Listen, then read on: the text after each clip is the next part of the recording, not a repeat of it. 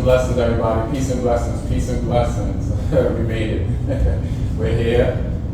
Peace and blessings, everybody. I'm Pastor Isaac Scott, founder and executive director of the Confined Arts at Columbia University. And I wanted to take an opportunity to sort of open up the TCA platform to hear from some of the candidates who are running for different seats in office today. So this is a part of our Community Justice Forum series, where we will give some voices to the different people running for different offices and different seats this year. 2021 is the big election. So much is going on in the past, 24 months with COVID, all of the racial justice and injustices, and just so many different things, different forms of housing inequity, and there's so much going on, needless to say. And I wanted to bring some people to the table who could speak to these issues, who are also running for public office this year. So I wanted to first just ask Lucy to introduce yourself to everyone and let them know what seat you're running for.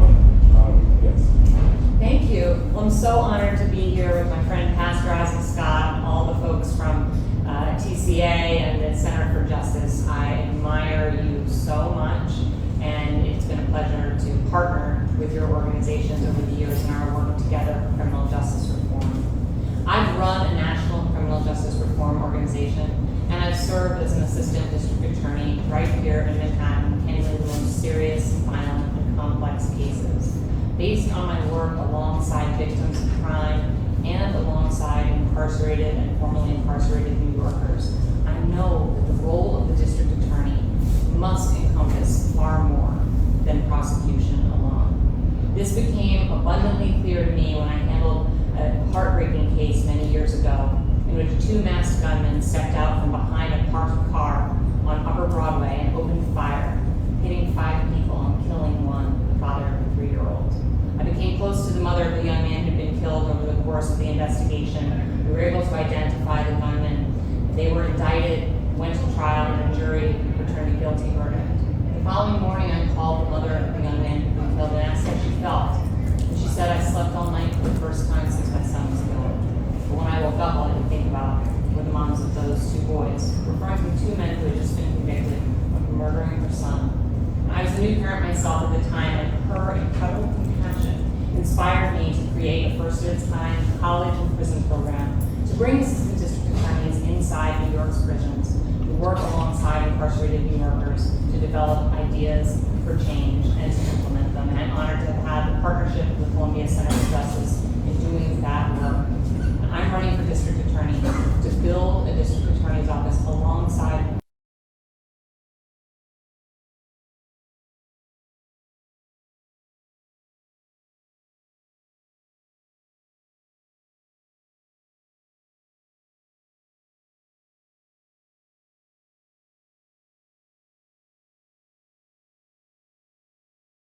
Hello everyone, my name is Keith Harris.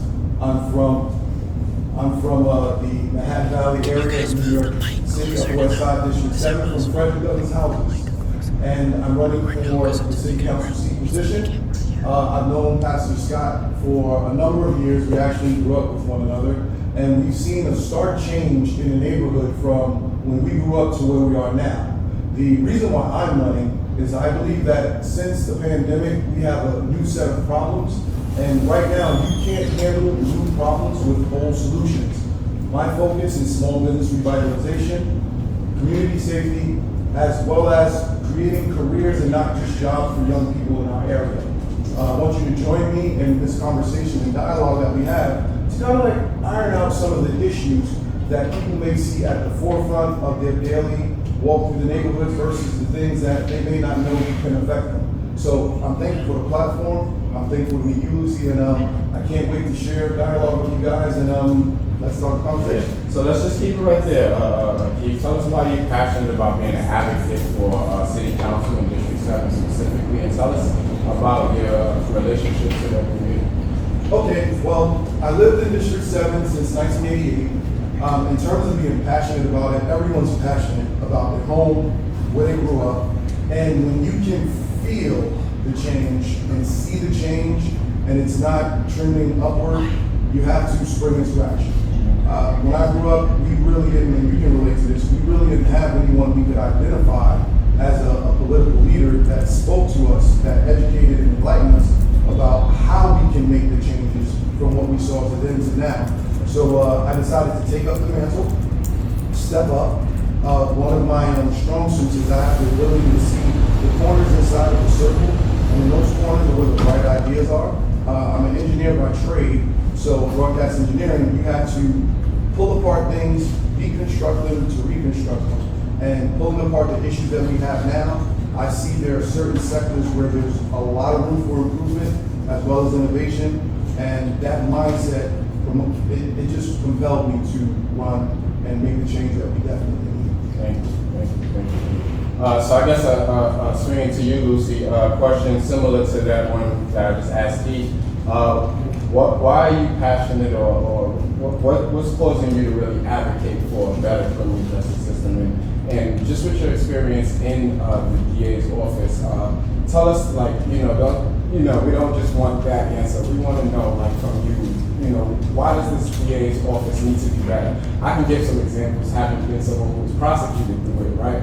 But you actually worked in it. So you've been able to work in there and then work in the space of progressive prosecution. So tell us about why you believe there needs to be there needs to be some more work done in that manner.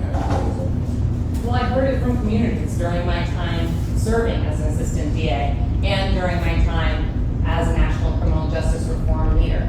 I think in particular, the case I handled in which the district attorney and the police commissioner received a letter from anonymous concerned tenants of a housing complex in which they said, our community is overridden by narcotics trafficking, someone was shot and killed on the playground, we can't let our children outside.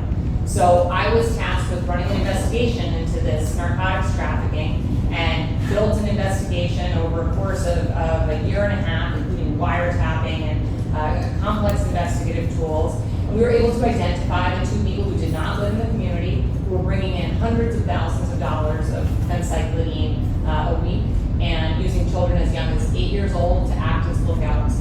And those people were identified, and when they were apprehended, the Tenants Association danced in the streets. And then they turned to me and said, now what? And I said, well, we did what you asked. We identified the people who were hurting your community, and they'll be prosecuted. And the Tenants Association said, but what about all the broken lights and doorknobs? What about the fact that our playground is still unusable because it's fallen into disrepair because we couldn't use it for 18 months? What about the fact that our community is still left decimated by this? And so I realized then that the traditional tools of prosecution were inadequate to respond to what the community was really asking for. And so alongside the Tenants Association, the Block Association, I brought together the New York City Housing Authority, the Parks Department, local businesses, and we called upon NYCHA to replace all of the broken facilities. We secured a donation of a playground and worked together to install it. And then the Parks Department built a gardening greening program for the young people of the community to spend the summer learning the gardening arts. And so it really is from communities that I have seen and heard a need for transformative change in the district attorney's office, which is what I'm running to bring.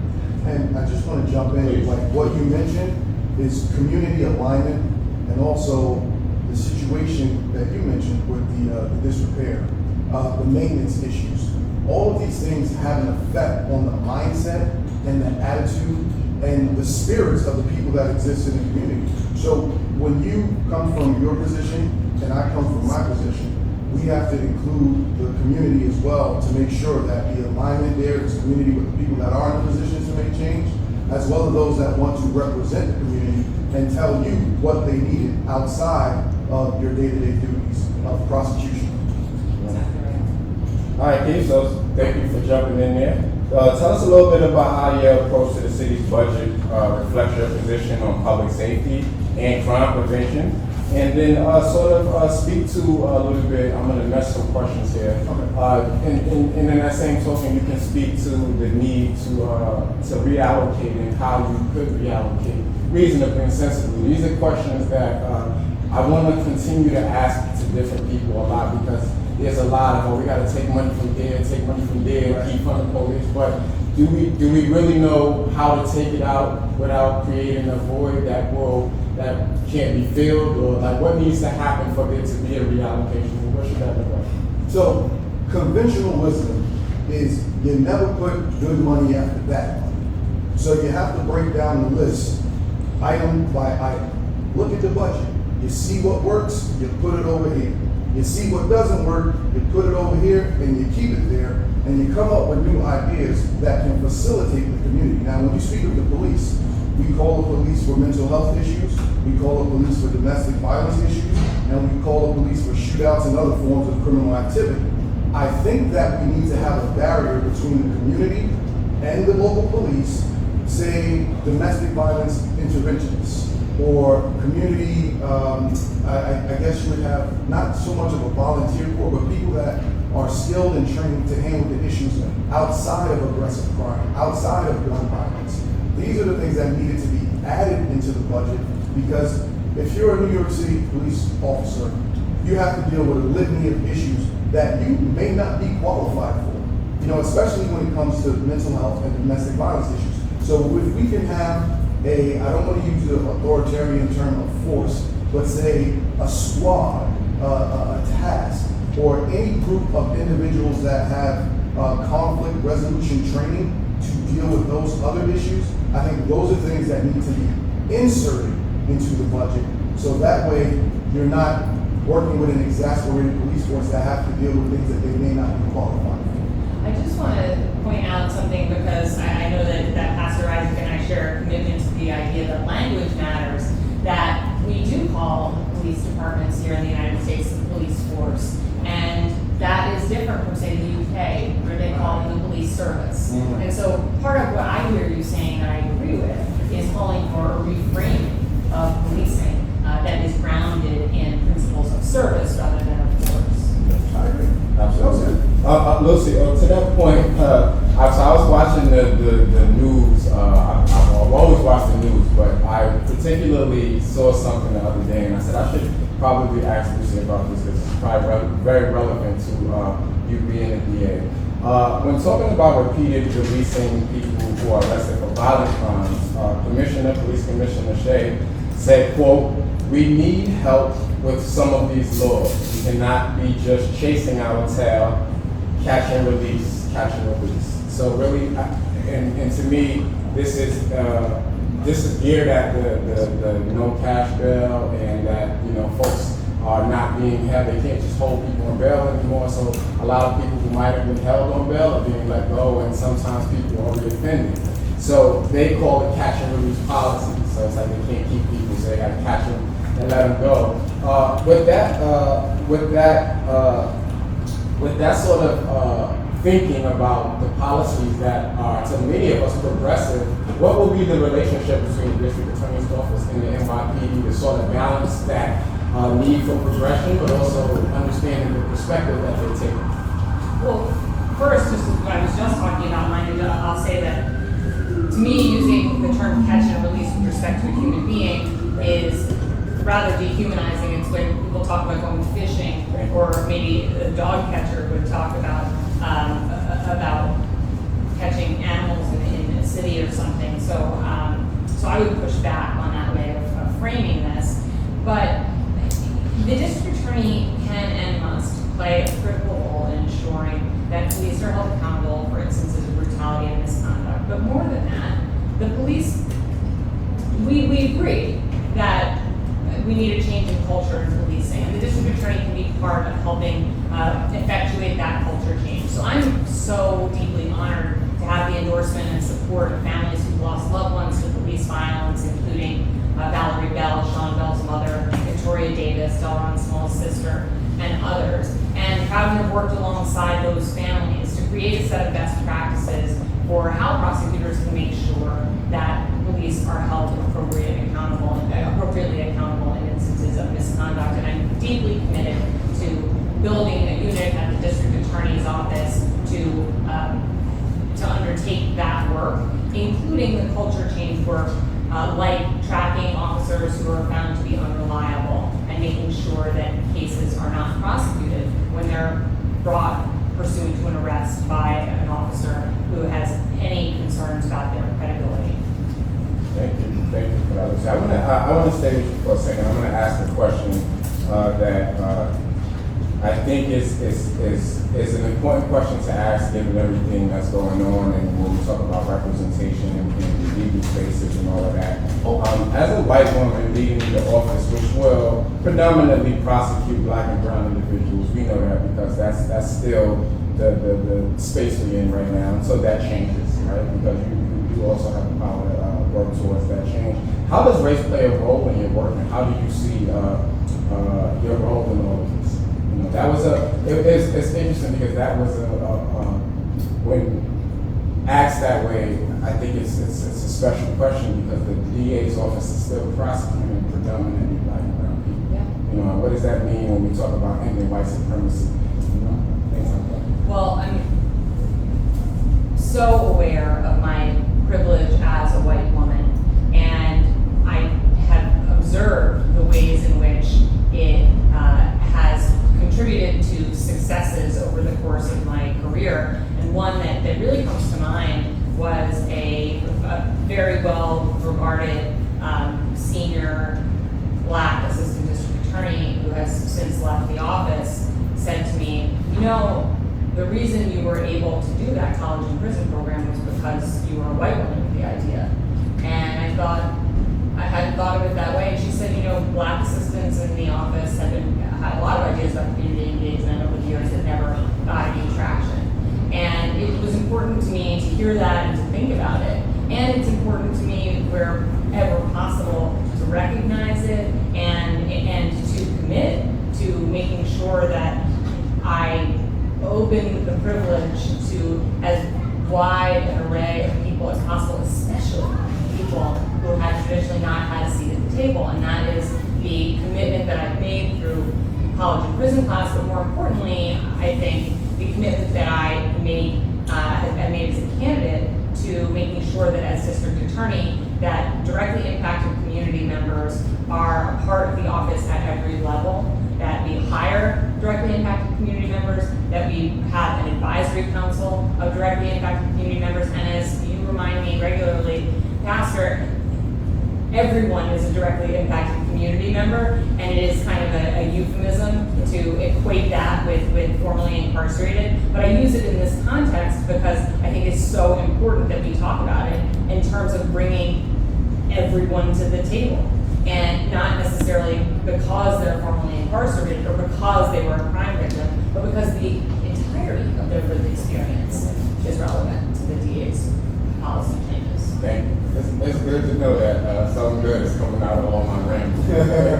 But I thank you for highlighting all of those things, Lucy. I think that's very important, and I'm confident that no other candidate has answered that question, and I think it's important because at least four other candidates also came out, also worked under Vance as well. So just being able to, am I correct? Yeah. There are two other candidates who served the district attorney's office, and then there are two candidates who served as federal prosecutors. Okay, cool. So to the same point though that they've been in this seat and should have to answer that question because they're still going to be presiding over a huge sort of demographic of black and brown people. Yes, and so I set forth a racial justice plan on my website that you have workshopped with me and called me out on a number of things, and I made a lot of changes based on our conversations about how to get cases out of the system that don't belong there, how to divert cases into public health systems, how to stop the reliance on excessive sentencing that have really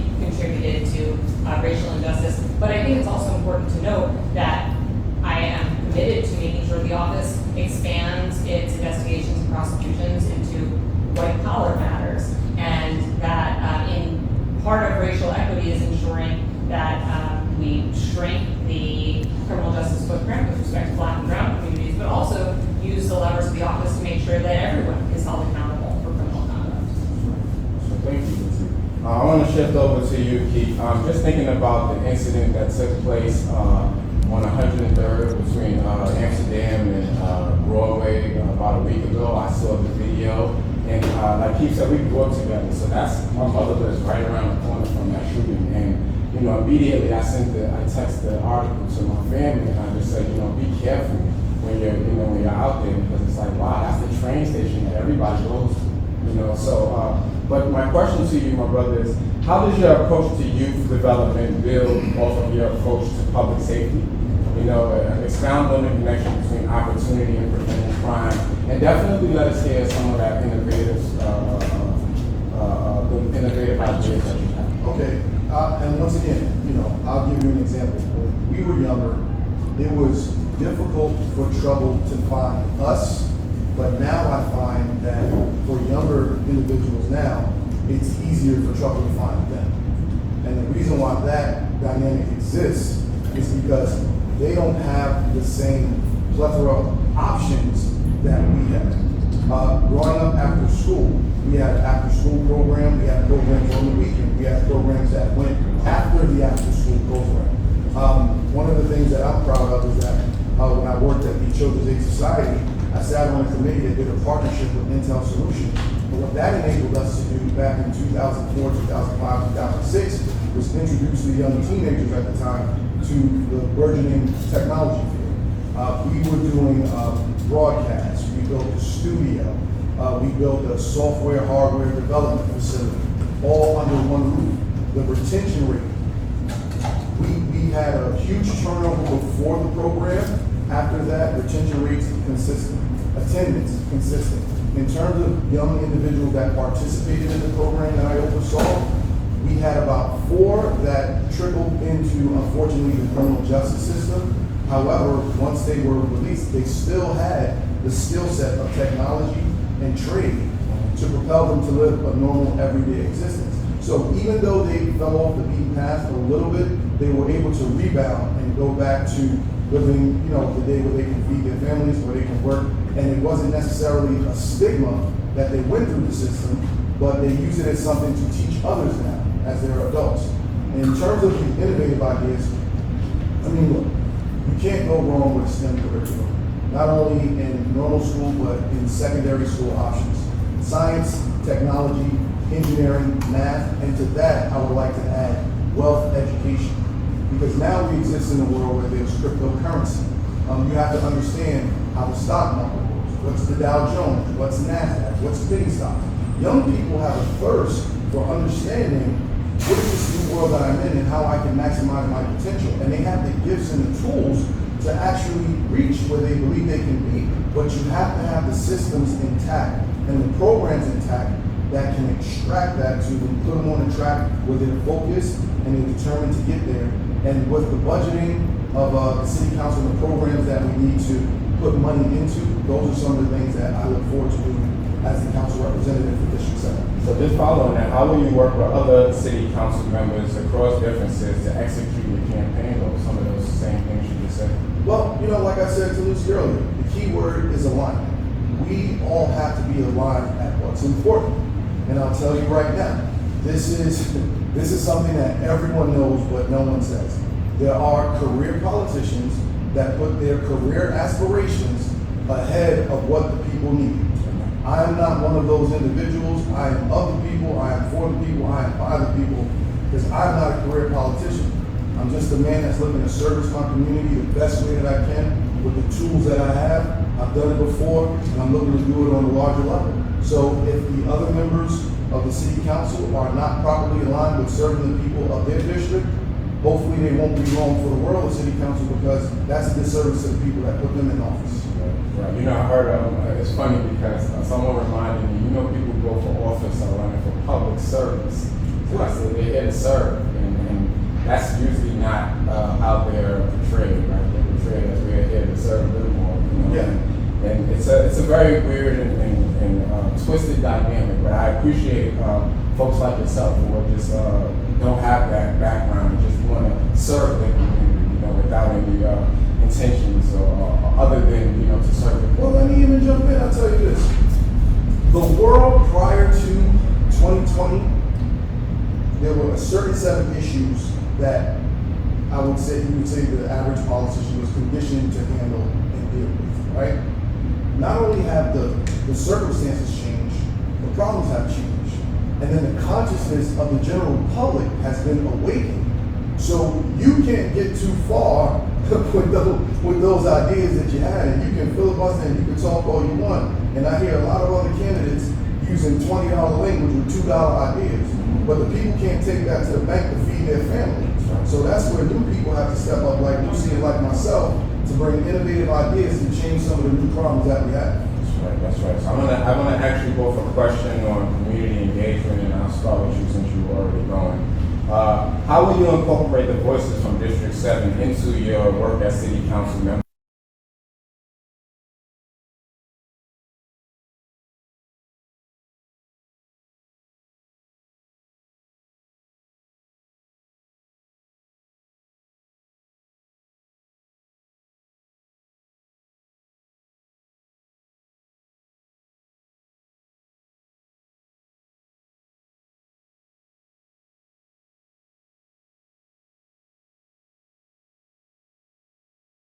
On a smartphone device, television, phone, text, social media, we need to be in tune because the news that happens locally can be global.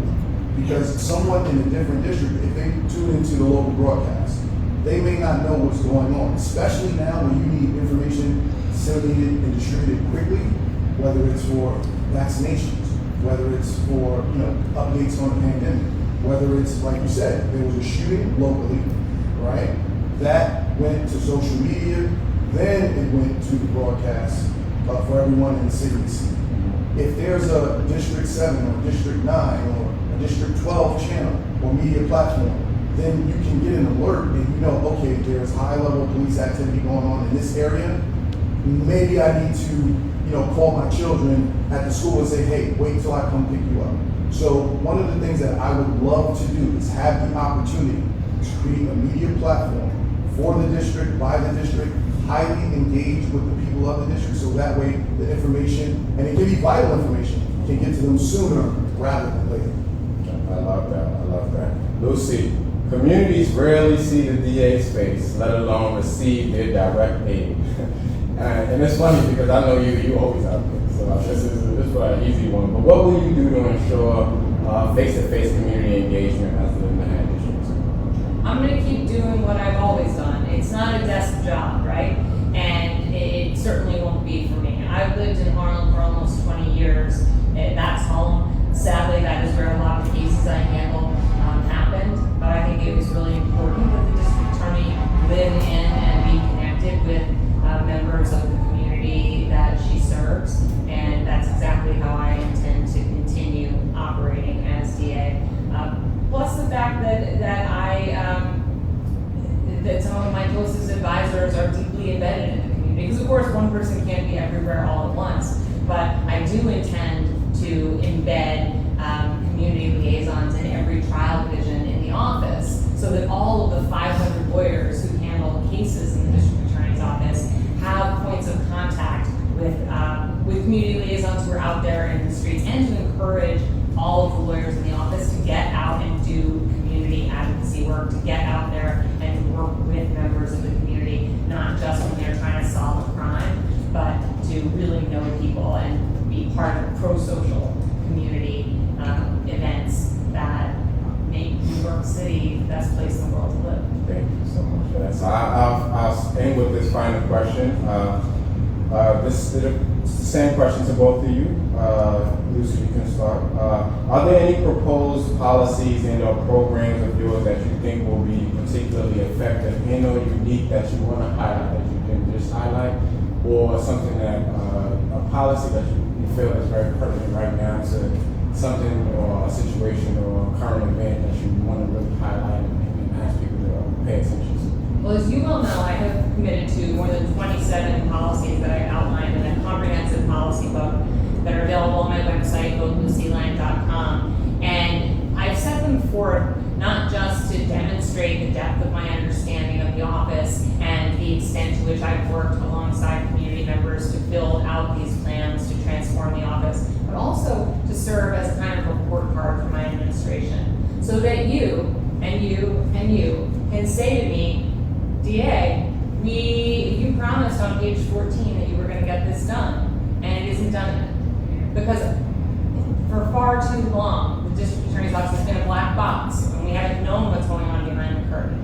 And commitments are made in sort of an ad hoc way, and what I intend to do is to be as transparent as possible about the policies of the office and about the work of transformation doing alongside of communities. And then I wanted to just add, Keith, when you mentioned STEM, that I have heard people sometimes talk about it as STEAM, and I think it's important to add the arts element, and then I do bring an artistic lens, a creative lens to a lot of this work, and have worked closely with artists throughout my career, but on the campaign as well, to think about how we can highlight these issues and call for change in an interdisciplinary fashion, because not everyone speaks the language of policy, and not everyone is in a position to make policy change by drafting legislation. But Isaac, other members of the Confined Arts, and so many of the talented New Yorkers who we are wasting behind bars have stories to tell that can help propel social change. And as district attorney, I'm going to take those stories and that artwork and be informed every day by it in furtherance of building a criminal justice system that prioritizes not just safety and equity, but the dignity of every New Yorker. Thank you. So you, Keith, are there any proposed policies in your programs that are particularly effective that you want to highlight?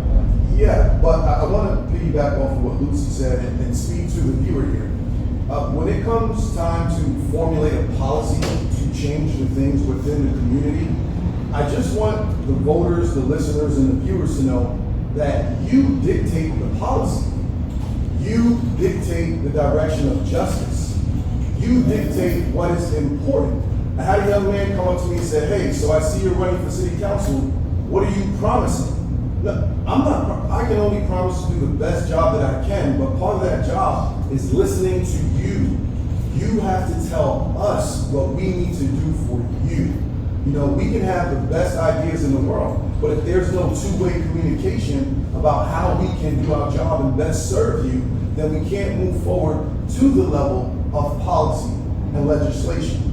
We have to, once again, all have alignment on these particular issues. Now, one of the things that I wanted to focus on is creating careers and not just jobs. What the pandemic taught us is that there's a sector of the workforce that is dispensable when it comes to an emergency.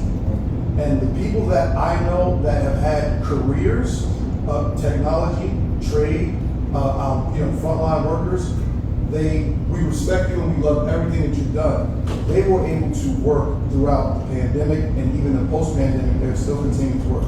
A certain sector of the workforce that had jobs, and I'm not knocking anyone that has a job, but we have to create programs that expand career into something that they can keep and maintain despite whatever, no matter what happens. You know, they say you gotta get in where you fit in, but we just want to create more lanes where people can get in, so that way they don't have to fight to fit in. So that's what I'm looking forward to do, creating more career opportunities, as well as job opportunities, but something that people can take with them, that they can maintain, that they can grow, that they can share and enrich the community from the top down, from the bottom up, and all the way around. And while you got the floor, tell the people how to follow your campaign, tell them where they can follow you and how they can stay updated on everything. All right, you can follow me on all social media at Keith Harris for Office. That's KEITH HARIS FOR Office, Keith Harris for Office. And if you want to go to my website to find out how you can join the fight, that's allintogether.com. That's ALLIN, 2, together.com. Lucy, please tell everyone how you can follow your campaign and stay updated with all the progress you make. Thank you. There are people in my race who are beholden to Wall Street. There are people in my race who are beholden to the political establishment. I have built a campaign that is informed and supported by the people most directly impacted by the system. Crime victims, formerly incarcerated New Yorkers, and progressive prosecutors across the country who are doing the hard work of implementing reforms in their own communities. You can follow our work at Lucy Lang NYC on all social media. Learn more at votelucylang.com. And these final 2 and a little more weeks are so critical in both of our elections. So please do follow us, bolster our messages, come out and support if you're willing to canvass. We have an internship program and are still taking on interns. I love for you to join this incredible effort towards public service. Thank you, Pastor, for having us. Thank you both for being here. I just want to encourage everybody, just me personally, I want to see everybody go out and vote. It's your vote, your choice. I wanted to give some space. The Lord blessed me with a platform that has a bunch of followers, and I wanted to open up that space to these people that are very near and dear to me. But it is your vote, your choice, and I want to encourage you to go out and vote. June 22nd, get out there and vote. Most people don't know that June 22nd is the day to vote, so I want to say it again. June 22nd, get out there and go vote. You know, I think in some cases, so there's ranked choice voting for Keith and not for you. So let me talk to you guys about ranked choice voting. So when you go to vote in District 7 and other districts, you have the opportunity to not vote for one candidate, but you can vote for up to 5. Rank them to your liking, 1st, 2nd, 3rd, 4th, and 5th. This has an opportunity for you to have a say in who wins. Even though it may not be your candidate, you still have an influence on who represents you in your particular district. And I would hope that you would vote for Keith Harris, #1 in District 7. And if you need any other information, you could just go to any social media channel and put hashtag Keith Harris for office. And we're going for that #1 spot. But crazily enough, just to confuse things further, Right. the first race on the ballot is the race for district attorney, which is not ranked choice. So you can only vote for one person for district attorney, and I would be honored to have your vote. Lucy Lyman, the last name on the ballot, on the first race on the ballot, and it's not ranked choice. So thank you. The Lord said last will be first, right? So I got you. We're looking for that on the ballot. All right, y'all. So y'all got the information. June 22nd again is your choice, your vote. We will. Early voting starts June 12th. Sorry, yes, early June voting. 12th to the 18th. June 12th to the 20th. June 12th to the 20th. June 12th to the 20th is early voting, so you can get out and start voting early. That's not next week. I think that's like the following Monday or Tuesday. But you can get out there early if the 22nd is not ideal for you. But get out there and cast your vote. Your vote, your choice. Later on, we'll be back with Lucy and the Justice Ambassador's Youth Council to go deeper into policies that will impact the youth. Thank you, guys. Peace.